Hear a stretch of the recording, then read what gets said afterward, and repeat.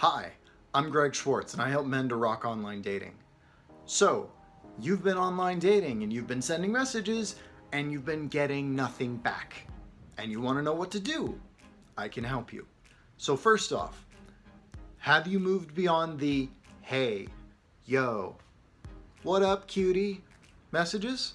If not, you've got a long way to go. But I'm going to assume you have, and we're going to get you to a much better message that actually really, honestly, usually triples the response rate for my clients.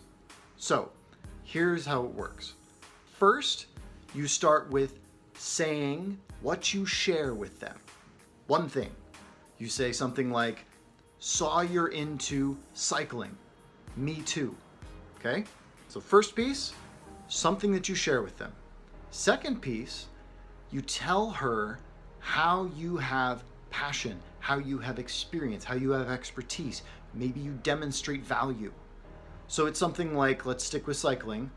Hey, saw you're into cycling. I have been cycling for 5 years. I've done a ride across the US and I've got my own custom fitted bike. Something like that. You want to show her that this isn't just, oh yeah, I've done cycling once in my life. You show her, no, this is a hobby for me. This is a passion for me. Third thing, you ask her an open-ended question, and a very specific kind of open-ended question. So just really quick, a closed question is something that she can answer yes or no to. Do you like cycling? Yes, no. Boring. Not only boring for you, but boring for her, because she doesn't have anything interesting to say. She just goes, no, or yes, which honestly means she probably won't write back at all.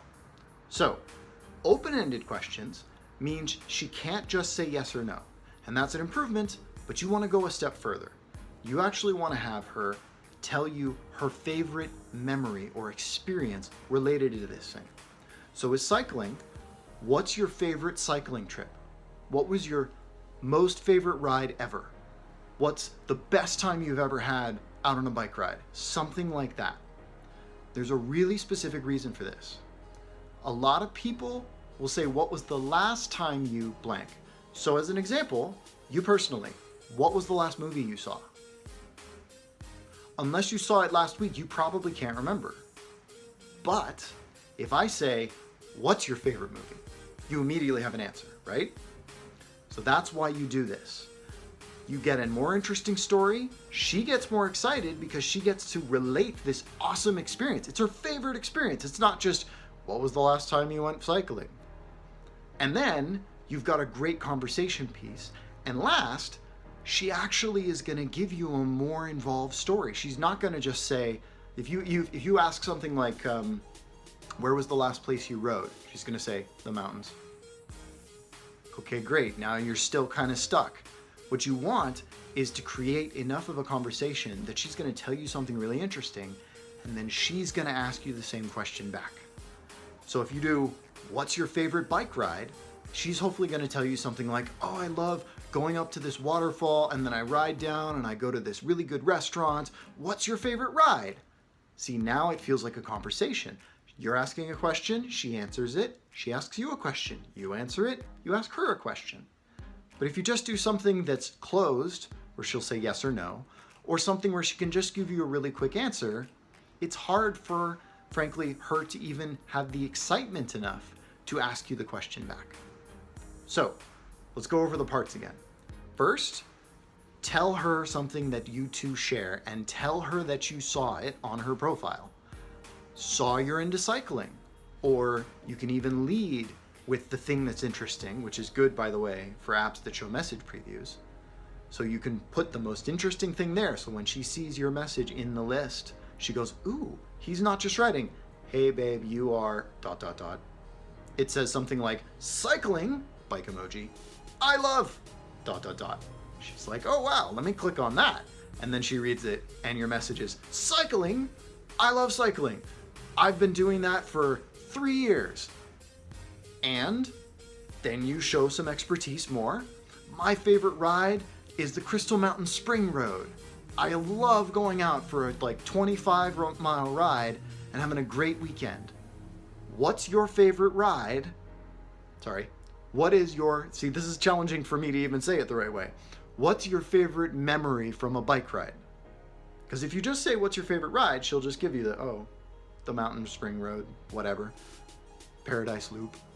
So it's really important, and this is a very important nuance. You gotta say, what is your favorite memory of blank? Or what is your favorite experience with blank?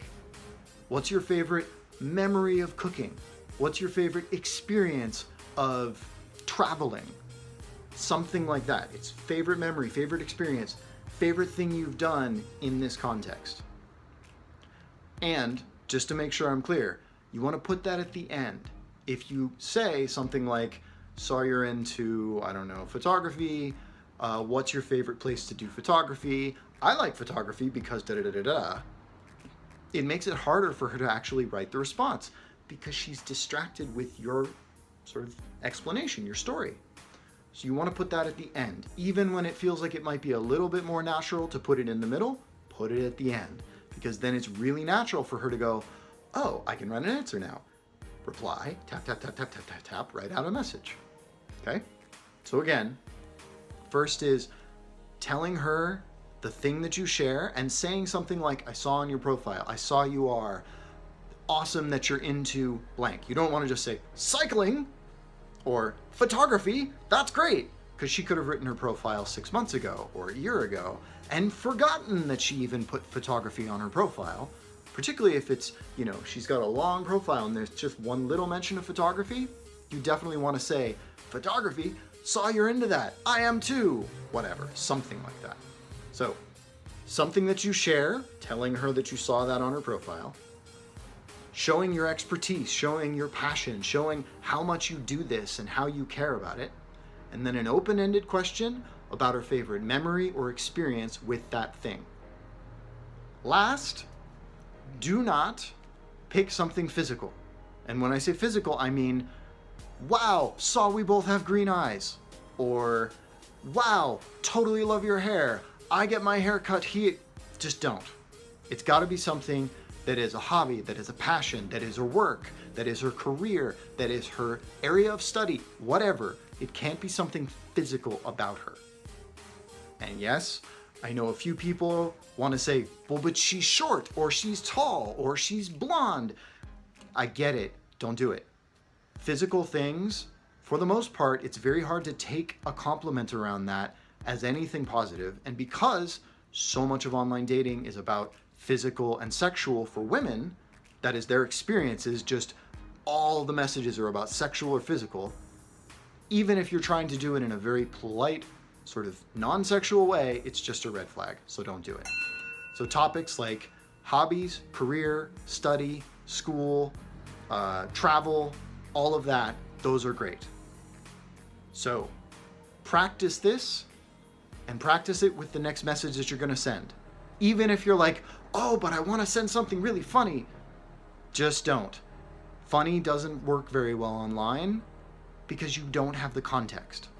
So you're much better off doing things this way, even if it feels a little bit bland for you, and then adding the funny a few exchanges in once you've actually gotten some conversation going. Because you've got to get past that first message. That is the most important thing to get past. All right? Good luck out there.